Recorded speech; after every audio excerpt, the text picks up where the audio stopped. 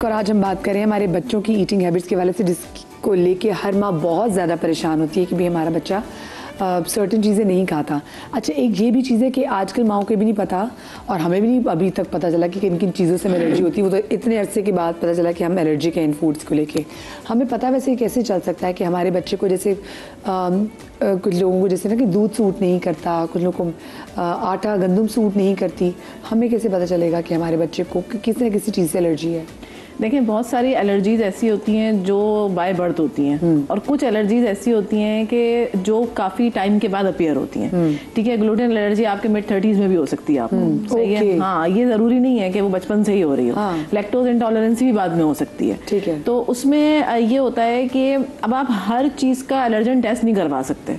ठीक है, ये तो एक बहुत लंबी लाइन हो जाती है। अगर आपको फील होता है कि किसी वक्त में बच्चे के मुंह पे या स्किन पे या कोई भी ऐसी अनयूजुअल एक्टिविटी हो रही है, तो आप उसकी डाइटरी इंटेक को देखें कि आपने उसको एक दिन पहले क्या खिलाया था। 24 घंटे रिकॉल करें, आप हिस्ट्री रिकॉल करें कि आपने 24 घंटे पहले क्या खिलाया है, आपने 12 घंटे पहले क्या खिलाया है, और फिर उसको रिकॉल करने के बाद आप देखें कि दोबारा खिलाने से वो चीज़ अपीयर हो रही है कि नहीं हो रही। एलर्जेंस को रूल आउट करने का तरीका बच्चों में यही होता है कि आप उनकी बस रिकॉल करें सारी चीज़ों को, तब आपको पता चल जाता है। अच्छा, बड़ों में भी यही होता है, आपको रिकॉल करना पड़ता है, अदरवाइज जो है वो बहुत मुश्किल हो जाता है इसको डायग्नोज करना। अच्छा, जिन बच्चों में लैक्टोज इंटॉलरेंसी होती है, ये भी ज़रूरी नहीं है कि आगे जाके वो उनकी हमेशा रहे। अच्छा, वो ख़त्म भी हो जाती है। ओके, ठीक है। और मैं आपको एक बड़ी मज़े की रेमेडी बताऊं कि लैक्टोज इंटॉलरेंसी का क्या होता है, मैं अपने क्लाइंट्स को भी बताती हूँ ये बात, जो दूध जिनको हजम नहीं होता, कि एक चीज़ तो ये है कि 35 के बाद वैसे भी दूध उस तरह से इफेक्टिव नहीं है जिस तरह से आपके बर्थ से लेके उस उम्र तक, मतलब 20-25 साल एक इफेक्टिव उसकी एब्जॉर्प्शन की उम्र। उसके बाद जो है ना, वो आप अपने आप को शिफ्ट कर लें योगर्ट की तरफ, क्योंकि आपको कैल्शियम ही चाहिए ना, आप योगर्ट की तरफ शिफ्ट कर जाएं। तो 35 के बाद तो वैसे भी आपके दूध का कोई फायदा नहीं होने वाला, तो आप जो है ना वो योगर्ट का इस्तेमाल करें या फिर आप कॉटेज चीज का इस्तेमाल करें जो आप घर में प्रिपेयर करते हैं। ठीक है, I am not talking about the process चीज, ठीक है, मैं बात कर रही हूँ कॉटेज चीज की। वो आप बनाएं घर पे और वो इस्तेमाल करें। एक चीज़ तो ये। दूसरी बात ये है कि जिस किसी को भी लैक्टोज इंटॉलरेंसी है, वो एक दफ़ा इस चीज़ को ज़रूर आजमा के देखें कि आप डाइल्यूशन कर लें दूध की। आप 1 by 1 डाइल्यूशन कर लें। आपने आधा गिलास दूध लिया, आधा गिलास पानी लिया, और वो आप कंज्यूम करें। एब्जॉर्प्शन भी होगी, उसमें जितना कैल्शियम होगा वो आपको एब्जॉर्ब हो जाएगा। लेकिन बहुत इस बात के चांसेस हैं कि इनटॉलरेंसी जो है ना वो बेहतर हो जाएगी, क्योंकि इनटॉलरेंसी जो है ना वो आपके गट में आती है असल में। जो मिल्क के अंदर शुगर होती है ना, बेसिकली वो 2 शुगर से बनती है, 2 शुगर से बनती है। उसमें से एक जो शुगर है, ग्लैक्टोज कहते हैं उसको, वो इंटॉलरेंसी क्रिएट करती है। अच्छा, ठीक है। तो अगर आप डाइल्यूशन करेंगे और उसकी कंसंट्रेशन को कम कर लेंगे तो वो प्रॉब्लम हल हो जाती है काफ़ी हद तक। दूसरा तरीका ये होता है कि आप दूध के अंदर 1 चमचा शहद डाल के ना आधे घंटे के लिए छोड़ दें। ओके, जो उसके अंदर एक्टिविटी होती है ना, एंजाइमेटिक एक्टिविटी, वो बहुत हद तक मामले को सॉल्व कर देती है। तो ये भी रेमेडी करके देखें जो जिनको लैक्टोज इंटॉलरेंसी है। मेरा बेटा तो वैसे ही इज इंटॉलरेंट, तो हमने उसका दूध, क्योंकि लैक्टोज इंटॉलरेंट दूध आता है। हाँ, बिल्कुल। तो हमने उस पर शिफ्ट किया, और हमने कोई, जब वो 1 साल का हो गया था तो हमने उसे नॉर्मल रेगुलर मिल्क, काव मिल्क पे किया। लेकिन उसकी हमेशा ये आदत थी कि वो उल्टी कर देगा, कुछ भी खाएगा उल्टी कर देगा। और एक पॉइंट ऐसा था कि हम उल्टी साफ कर करके थक गए, बीमार हुआ ना, बीमारी में अब वो इतना भी खाएगा तो उल्टी करेगा। मैंने अपने शौहर को कहा, मैंने कहा मुझे लगता है इससे दूध नहीं हजम हो रहा, और दूध हजम, और रात में हम कोशिश करेंगे वो दूध ना पिए, ऐसा हो नहीं सकता वो नहीं पिए, वो रो रो के कहे मुझे दूध चाहिए। तो हमने शिफ्ट किया लैक्टोज इंटॉलरेंट पे, और तब से वो बहुत बेहतर है, क्योंकि हमें था कि खाना जा ही नहीं पा रहा पेट के अंदर। तो जब हमने शिफ्ट किया ना, तो 1-2 दिन बाद वो बेहतर हो गया। तो अभी he is on lactose intolerant milk. अच्छा, आप लैक्टोज के साथ भी यही है, he is lactose intolerant because I am too. तो अब जैसे after this happened to me after 30, जैसे you know that's what I tell my clients as well, that 35 के बाद तो it's absolutely you know you can stay away. फिर मैंने क्या किया कि उसको प्रोबायोटिक्स देने की कोशिश की, बिकॉज उसकी ब्लोटिंग जो है वो एक्सट्रीम होती थी आफ्टर हैविंग मिल्क और एनी काइंड ऑफ मिल्क। जैसे अगर माइलो भी दे, मैंने सोचा कि चलो माइलो चॉकलेट मिल्क ओवल्टीन दे दूँ, कोई चीज़। तो उसकी ब्लोटिंग बहुत ज़्यादा, उसके पेट का जो शेप था ना, it used to balloon up like this. And अभी अगर ये माइलो पीता है या कोई ओवल्टीन के साथ इफ ही हैज़ मिल्क, तो उसके ना एकदम से he says that he has some he's not feeling well. So I started giving him probiotics and that really worked. Probiotics से फिर मैं इसको डाइल्यूट करके मिल्क देती गई, तो उससे अभी भी ही is not fond of it, but yes like you no I would just mix smoothies, like smoothies बना दिए उसके लिए। कभी उसको जो है वो योगर्ट में you would add some fruit, you would add some chocolate, something like that, तो ताकि उसको कुछ तो इनटेक हो, वरना तो he is not even into cheese. अच्छा, उससे एक सॉल्यूशन और भी होता है कि आप लैक्टेज एंजाइम्स के ड्रॉप्स मिलते हैं, तो लैक्टेज एंजाइम अगर आप डाल देना उसके अंदर, तो लैक्टोज डाइजेस्ट हो जाता है और पहले ही डाइजेस्ट हो जाता है, उसके बाद अगर आप कंज्यूम कराएंगे तो वो प्रॉब्लम नहीं करेगा। So there's a new research, mothers who are expecting, who are pregnant, if they drink regular milk regularly, अगर वो रोजाना की बुनियाद पे दूध लेती हैं, तो there's a चांस कि उनका बच्चा जब पैदा होगा तो उसमें लैक्टोज इंटॉलरेंस नहीं होगी। तो हर मदर को जो माँ बनने वाली है, मैं ये एडवाइस दूंगी कि दूध लाजमी पिएं, लाजमी और रोज़ाना पिएं, और जो गाय का दूध है, जो नॉर्मल खुला दूध हमें मिलता है गाय का या भैंस का, वो पिएं, सो दैट आपके बच्चे में कम से कम चांस हो लैक्टोज इंटॉलरेंट होने के। क्योंकि गाय और भैंस का हमने नहीं पिया ना, दूध मैंने पिया है तब, but if mothers are lactose intolerant, they can't do that. फिर हम कोकोनट मिल्क या almond milk, soy milk, soy milk भी, because I had thyroid, but मुझे लगता है soy milk it was not for me. It's very expensive for a lot of people. I think जो lactose intolerant milk है, that's also very accessible और and अगर easy. खुदा ना खास्ता इम्पोर्ट पे पाबंदी लगी हो, तो फिर जो लैक्टोज इंटॉलरेंस मिल्क है ना, इसमें भी मैंने बहुत से लोगों को देखा, उनको प्रॉब्लम हुई कि आपने बच्चों के लिए कुछ मंगवाना, क्योंकि मैं हमारी फैमिली फ्रेंड है, तो मैं कभी उनके बच्चों की चीज़ें लानी होती है, क्योंकि पाकिस्तान में इतनी ऑप्शंस अवेलेबल नहीं है, ये मसला भी है।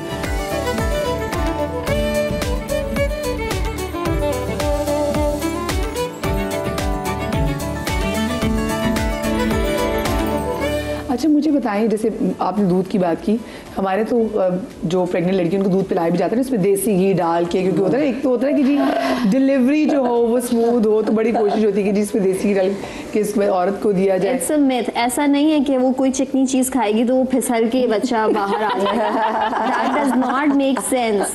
जो भी आप उसकी कैलोरीज लेके पछताते हैं। कैस्टर ऑयल भी देते हैं बहुत सारे लोग, कैस्टर ऑयल देते हैं, देसी घी देते हैं, और चिकनी ग़िज़ाएं, That is about, मुझे लगता है जी आपका बच्चे का सब कुछ डिपेंड होता है जीन्स पे, हाँ, सब कुछ। जो माँ का जेनेटिक मेकओवर है वही बच्चे का होगा, जैसी उसकी हेल्थ है वही मेरी बेटी अगर खाती है ना, तो कहते हैं हाँ ये सही पंजाबी खानदान की बच्ची है, ये तुम्हारे खानदान पे चला गया, क्योंकि मेरे भाई भी आखिरी का एक निवाला छोड़ेंगे बचपन से लेकर, ये तुम्हारे खानदान पे गए, ये मेरे खानदान पे गए, ये पंजाबी पूरा गाती। बट एक मैं चीज़ कहूँगी कि यू नो जैसे मैंने अभी बताया अपने बेटे के बारे में, तो मैं जब भी मैं बहुत परेशान होती थी, वो जो एक साइकोलॉजिकल ट्रॉमा कि मैंने उसको फीड नहीं किया है, आई वाज यू नो, एक इमोशनली भी इंसान एक बर्डन होता है कि मैं नहीं कर सकती, मेरे साथ ये हुआ, एक गिल्ट, मॉम गिल्ट, राइट।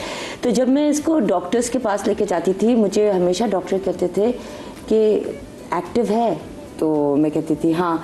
क्या करता है, मैंने कहा you know he runs marathon races पे, ही ऑलवेज कम्स माशाल्लाह, like you know he gets a gold medal, he gets तो when your and that also genes, because I am into fitness and nutrition myself, तो वो अली में भी है, चाहे वो मेंटली बहुत स्ट्रांग है, ठीक है, वो कंपेटिटिव है, मेंटली स्ट्रांग है, तो वो जो है यू नो उसके बाद उसको भूख लगती है उस एक्टिविटी के करने के बाद, and that's when he wants to eat, you know।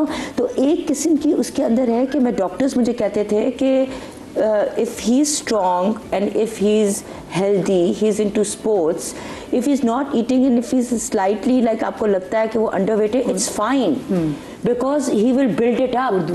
कोई ऑर्गेनिक कोई डेफिशिएंसी तो नहीं है, हाँ। कोई आयरन की डेफिशिएंसी तो नहीं है, कोई तो ब्लड चेक्स का पता है मनता ही में बताया जाता है, जैसे रानी अपन मुझे भी सब कहते हैं ना कि बच्चे हेल्दी अच्छे लगते हैं, ये बॉल ना है बच्चों के हाथ पे, हाँ मेरे बच्चे के हाथ पे बल थोड़े कम आते थे, वो ज़्यादा मोटा नहीं था, नहीं मोटा नहीं है, मोटा ही कमज़ोर है, हाँ। तो मैं डॉक्टर के पास जब लेके जाती थी, मैं कहती थी डॉक्टर साहब मेरा बच्चा मोटा क्यों नहीं, मेरा बच्चा ऐसे बच्चों से मोटा क्यों नहीं है। तो कहते हैं देखिए अगर आपका बच्चा मोटा होगा बाद में आपको ज़्यादा एफर्ट करनी पड़ेगी, इसकी माइलस्टोन्स पूरे है ना, ये बैड अट्रैक्टिव है ना, मैंने कहा कहते हैं बस परफेक्ट वेट है। फिर मुझे वेट की पूरी साइंस समझाई कि वेट की साइंस क्या होती है। फिर मैंने कहा अच्छा ठीक है, ये तो हमें लगता है ना कि हमें उससे बच्चे बड़े प्यारे लग रहे थे, मोटे मोटे क्यूट से, गुबलू गुबलू से, और हम बच्चों को रखते हैं मोटा मोटा सा। फिर यही बच्चे जब ऐसे रहते हैं आगे, और जब उन बच्चों को वजन कम करना पड़े, और ये बच्चे जब आपके बुली होते हैं, पहले 3-4 साल बच्चे बहुत प्यारे लगते हैं, फिर वही बल जहर लगते हैं। हाँ, फिर वही बच्चा जब जाए और बच्चे को उसकी नाप की शर्ट ना मिले तो बच्चा फील करता है कि मुझे ये कपड़े नहीं। एंड नॉट जस्ट इमोशनल, ये हेल्थ के लिए भी ये बच्चे ज़्यादा रिस्क होता है इनको डायबिटीज़ और हार्ट डिजीजेस डेवलप करने का। अगर आपके बच्चे के विस्ट्रल मेन ऑर्गन्स पे विस्ट्रल फैट है तो आपका बच्चा डायबिटीज और हार्ट डिजीज की तरफ ज्यादा पहले पहुंचे। तो मुझे बताएं, ये तो फिर आप ये फैट तब भी बढ़ेगा जब हम अपने बच्चे को प्रोसेस फूड देते हैं। अक्सर हम बच्चों माएँ जब बच्चे कुछ नहीं खा रहे होते तो हम फ्राइज बना के बच्चों को दे देते हैं। जहर है फ्राइज तो हमें भी बहुत पसंद है, हम भी बच्चों को सबसे पहले कि जा रहे थे बच्चा थक जाएगा हम उसको फ्राइज दे रहे थे। तो ये जो प्रोसेस फूड है ये कितना कैलोरी डेंस है बहुत ज्यादा, लेकिन न्यूट्रिशन वाइज जीरो। हमेशा अपने बच्चों को बैलेंस्ड खाना, क्योंकि हम माँ ये समझती हैं कि अगर बच्चे ने एक अंडा बॉइल खा लिया पेट भर, no, protein needs fibre and carbs to get absorbed in the body, properly digest होने के लिए एवरी मैक्रो, हर चीज के लिए every macro needs fibre and carbs जरूरी हैं हर मील के साथ। अगर आप अपने बच्चों को अंडा दे रहे हैं तो उसके साथ लाजमी कोई फल, कोई टोस्ट, कोई ज़रूर लाजमी ये चीज़, इस तरह आप बैलेंस करते हैं खाने को सो दैट सारे न्यूट्रिएंट्स जितनी भी उसकी न्यूट्रिशनल वैल्यू है पूरा आपका बच्चे के अंदर जाए। ओके, मतलब खाली नहीं। मुझे अरानी पर आप बताएं, आप क्या मुझसे जो ख़वातीन जब आपसे शिकवानी जब इस तरह से अपनी परेशानी लेके आती हैं तो फिर आप उनको क्या बताती हैं? जैसे अगर मैं आपको अपनी मिसाल दूं, मेरा बच्चा सुबह का फ्रेंच टोस्ट खा लेता है या उसके बाद वो चॉकलेट टोस्ट खा लेता है, उसे दोपहर में भी, उसने रात में भी देसी घी का पराठा और वो चिकन का सालन उसको चाहिए होता है। सो अब मेरे घर वालों को ये भी लगता है कि ये इसकी डाइट ख़राब है कि ये यही खा रहा है, कुछ और खाता नहीं है। कुछ डिफरेंट खाना तो पिज़्ज़ा खा लेगा बट इससे नहीं हटता। तो क्या इसकी भी ज़्यादती बच्चे के लिए नुकसानदेह हो सकती है? वैसे देखिए, सबसे पहले एक बात बताऊं कि दुनिया की हर माँ अपने बच्चे को हमेशा यही कहती है कि इससे भूख नहीं लगती, ये बहुत कम खाता है। बच्चा आपके सामने बकरे के बकरे खा जाएगा लेकिन आपको ये लगेगा मेरे बच्चे ने कुछ नहीं खाया। हर माँ डॉक्टर के पास सिर्फ इसलिए जाती है, डॉक्टर साहब मेरा बच्चा मोटा नहीं है, डॉक्टर साहब भी कुछ खाता नहीं है। हालांकि देखिए, जब अल्लाह ताला ने बच्चे को पैदा किया, अल्लाह ने कीड़े को भी पैदा किया, वो अपनी ग़िज़ा हासिल कर लेता है और उसी पे जिंदा है। सबसे पहले तो माँओं का ये मिथ है कि मेरे बच्चे का पेट नहीं भरा, ये उसकी एक मोहब्बत है। और दूसरी बात, जो हमारे देसी खाने हैं वो बच्चे को कभी नुकसान नहीं देते। असली घी आप क्या समझती हैं? अगर असली घी है, असली बाजार का नहीं है, तो वो आपके बच्चे के लिए एक बेहतरीन सेहत है। वो सुबह नाश्ते में भी खाए, दोपहर खाने में भी खाए, रात खाने में भी खाए। तो आप अपने बच्चे को एक बेहतरीन ग़िज़ा दे रही हैं। वो आपकी आंखों के सामने निकला हुआ है, आपके जानवर का है, आपके सामने निकला है, इसमें कोई केमिकल शामिल नहीं है। हाँ, पिज़्ज़ा उसके लिए नुकसानदेह हो सकता है। आपका बच्चा दिन में 3 टाइम अगर देसी घी का पराठा खाता है, that is good, very good, कभी नुकसान नहीं देगा। जिस चीज़ में कोई केमिकल नहीं है, हमारे खाने को जो मजरू कर रहे हैं वो केमिकल्स कर रहे हैं। आप जो जंक फूड्स हैं ये कुछ नहीं है, ये आपके बच्चे को, आपको अंदर से खोखला कर रहे हैं। देखिए, ये वो चीज़ें हैं जो इजी टू कुक हैं, टाइम बचाती हैं आपकी। आप बाज़ार से बने बनाए मंगा लेते हैं लेकिन ग़िज़ाइयत इसमें बिल्कुल भी नहीं है। और इसमें सिर्फ हाँ फैट ज़रूर है और वो फैट आपकी बॉडी को खोखला कर रहा है, उसमें ताकत नहीं है। आप देखें कि आजकल लड़कियां लड़के किस कदर क्रश डाइटिंग की तरफ जा रहे हैं और उससे फ़ायदा नहीं हो रहा। क्रश डाइटिंग से उनको फ़ायदा नहीं हो रहा, उनका वेट कम नहीं हो रहा क्योंकि वो वेट लेस है, बॉडी उनकी खोखली है। ये पिलपिले लोग हैं। अगर वाकई ताकत है बॉडी के अंदर, एक पहलवान खाता है और वो अगर कोई डाइटिंग करता है तो उसके जिस्म पे फ़र्क पड़ेगा। जैसे गुब्बारे को आप कुछ भी दे दें, उसमें तो हवा भरी, जब वो होगा फुस होगा, ख़त्म होगा। वो ये नहीं हो रहा कि वो आपने उसको कुछ हल्की हवा भर दी तो उसकी सेहत ख़राब हो गई और उसमें ज़्यादा हवा भर दी, वो एक लाइफ तक ज़्यादा आप भरेंगे फिर वो फट हो जाएगा वो। अपनी ग़िज़ाओं को नॉर्मल रखें, देसी खानों की तरफ जाइए। और ये चिप्स जो आप कह रही हैं आपके बच्चे के लिए बिल्कुल नुकसानदेह नहीं है। आपको पता है कि ये एक बेहतरीन सब्जी है, ये हम अपने ज़माने में जो घर में हम खुद बनाते हैं फ्राइज, बेहतरीन है। आप उसमें मैं एक चीज ऐड करूंगी, जब हमारे पोटैटो वैसे होता है ना रॉ, अब आप उसको बॉईल पका रहे हैं तो उसके अंदर हर तरह का मिनरल है, ठीक है, लेकिन जब आप उसको तेल में पका के बच्चे को देते हैं ना तो उसकी कैलोरीज मल्टीप्लाई हो जाती हैं बहुत टाइम ना, तो उसमें उनके जो न्यूट्रिएंट्स हैं वो मिल तो रहे हैं, लेकिन जितना फैट की उनको जरूरत थी ना उससे ज्यादा फैट वो कंज्यूम कर रहे हैं। तो ये जो आपको 25 साल की उम्र में 20 साल की उम्र में हार्ट अटैक होते हैं ना, ये 15-16 साल 15-20 साल की हिस्ट्री होती है ये, कि आप अपने बच्चे को खिला क्या रहे हैं। विसरल फैट इस तरह नहीं बन जाता कि परसों आपने खाया और विसरल फैट बन गई, 15-20 साल की हिस्ट्री है कि आप खा क्या रहे थे। फॉर इंस्टेंस अगर आप उसमें थोड़ा सा ऑलिव ऑयल को उसको मैश करके आप एयर फ्रायर में डाल देते हो, वो सही है, कैलोरीज कम हो जाएंगी ना, कैलोरीज आपकी कम हो जाती है। बट आप अगर देखो हर चीज में फैट तो डलता है। अगर जो हम फ्राइज करते हैं, अगर हम इसको डीप फ्राई ना करें, हम उसको शैलो कर ले, हाँ, तो जैसे फास्ट फूड लाइक लाइक जो भी है या सो से भी ले तो वो भी इसको पूरा डूबे हुए होते हैं फ्राइज, उनको निकालते हैं। बस सिर्फ फर्क क्या आता है, फैट की क्वालिटी का फर्क आता है। आप अगर घर में जो बना रहे हैं वो आपका फैट फिर भी आपकी नजरों के सामने है ना, लेकिन जो भी आप कहीं से ले रहे हैं वो फैट कितनी दफा फ्राई हुआ हुआ है, तो वो जितनी दफा फ्राई हुआ हुआ है उतनी दफा उसके तेल की खराबी की तरफ जा रहा है, वो रेंसिड हो रहा है। लेकिन अगर आपने घर में इस्तेमाल किया तो आपको सिर्फ इस बात की श्योरिटी है कि ये फैट सही है बस। यस, एंड कभी कभी ये होता है कि जब बच्चे are not used to eating what is available to them, then they start having constipation, diarrhea, etc. तो मुझे लगता है कि हमें we adapt in an environment और हमें environment के accordingly जाना चाहिए। मुझे एक छोटी सी ब्रेक लेनी है, हम ब्रेक के बाद हाजिर होते हैं, कहीं में जाइएगा।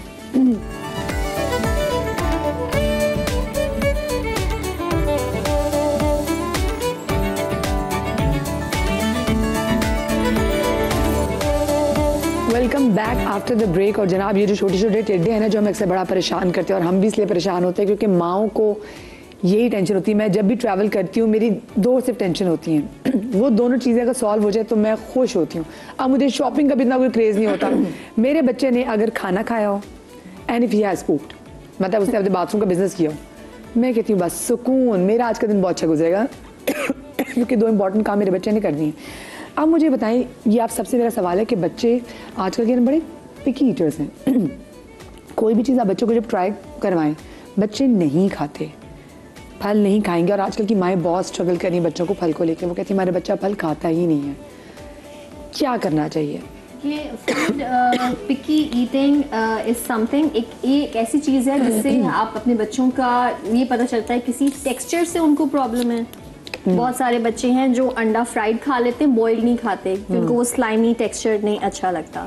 और इसकी एक और वजह ये भी है मदीहा, दैट बहुत सारी माइक्रो न्यूट्रिएंट डेफिशिएंसीज हैं जिनकी वजह से बच्चे खाना नहीं खाते, जिसमें सबसे बड़ी जो सबसे बेसिक है वो आयरन है।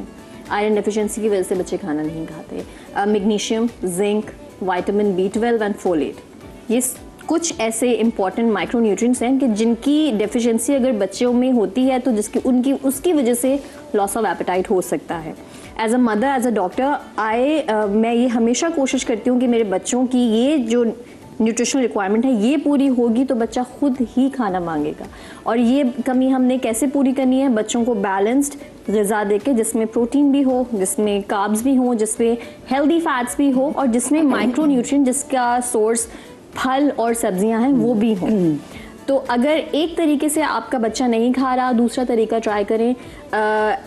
साइंटिस्ट कहते हैं कि एक बच्चे को 15 टाइम्स आपने एक खाना देना है फॉर हिम, ताकि वो ये डिसाइड कर सके कि उसको पसंद है या नहीं पसंद है। ओवर एंड ओवर रिपीटेडली आपने उसको देना है ताकि उसको उसका टेक्सचर से वो बच्चा जो है वो उससे आशना हो और उसको उसके फ्लेवर्स उसको पता हो कि सेंटर का पार्ट कैसा कर रहा है। 15 है या 50 है? 15 ठीक है। 15 साल गुजारते 50 दफा माँ नहीं दे सकती। माँ का भी पेशेंस का लेवल है ना। हाँ, क्योंकि रिपीटेडली बार बार उनको दें। कोई चीज़ अगर आप इंट्रोड्यूस करवा रहे हैं जो बच्चे को नहीं पसंद आ रही है, थोड़ी दे दें, किसी किसी ऐसे फूड के साथ दें जो उसको पसंद है, उसके साथ दे दें। एप्पल की हम बहुत सारा प्योरी देते हैं, अगर वो पसंद नहीं आ रही तो उसको स्लाइस दे दें।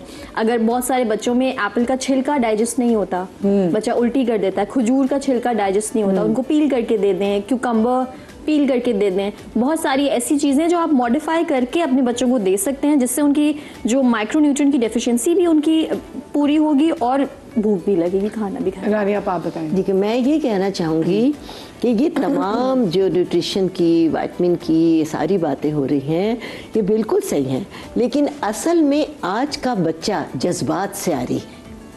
आज के बच्चे कोई एहसास नहीं है। आज का बच्चा अगर वो मोबाइल पर है, अगर उसके सामने उसकी दादी, नानी या कोई बड़ा आ गया, वो हरगिज़ उठकर उनको सलाम नहीं करेगा, उठकर उनसे जाकर प्यार नहीं लेगा। आज के बच्चे के अंदर एहसासात पैदा करने की ज़रूरत है, जज्बात पैदा करने की ज़रूरत है। उसको एहतराम सिखाएं। आपके पास जो भी टाइम है, जितना टाइम है, चाहे घरेलू मदर है या आउटडोर जो माएँ काम कर रही हैं वो मदर है, माँ की जिम्मेदारी है कि अपने बच्चे को वो जितना टाइम दे रही है उसको ये एहसास ना दिलाएं। एक टेबल भरी है, टेबल लगी है खाने की, आप अपने बच्चे को साथ बिठाएं, उससे कहें बेटा कुछ लोगे। ऐसे छोटा बच्चा है, आप गोद में ऊपर लेकर पहले उसको दिखा दें, क्या पता उसको कौन सी चीज़ अट्रैक्ट करे। जहाँ तक फ्रूट्स की बात है, हर घर में, मेरे अपने घर में, हमारे यहाँ फ्रूट्स जब खाए जाते हैं तो टेबल पर रखते हैं, एक एक काट काट के हम रखते जाते हैं, साथ बैठा हुआ। मैं अपने घर की बात बता रही हूँ और मैं समझती हूँ हर घर की कहानी है। आपने एक सेब लिया, एक सेब उठाया, हमने उसको ऊपर से काटा, नीचे से काटा, हम छिलके समेत काटते हैं, 2 टुकड़े के, उसके बाद फांके करके लो लो लो। मैं अपना तरीका बता रही हूँ। मेरे घर में मेरी पूरी फैमिली बैठी है, मेरे बहू, मेरे बेटे, मेरी पोता पोती बैठे हुए, मैं खुद बैठी हूँ, एक फांका काट दी, बच्चा भी पकड़ेगा। हमने अब कभी अपने बच्चे को अल्लाह तो बेटे खाओ, अमरूद लिया, आप यकीन करें हमारा बच्चा और आपका बच्चा हर चीज़ खाएगा। उसको आप जो इनफरादी तौर पर तवज्जो दे रही हैं, आप थोड़ी देर के लिए आप उसके हाथ में मोबाइल देती हैं, बेटे प्लीज़ खा लो, बेटे आपकी चूँकि गिल्ट है कि आपने उसको पूरा टाइम नहीं दिया, आपने कुछ टाइम पाया, खुदा के वास्ते ये मत दीजिए। पर मुझे एक बात बताएं रानी आपा, बस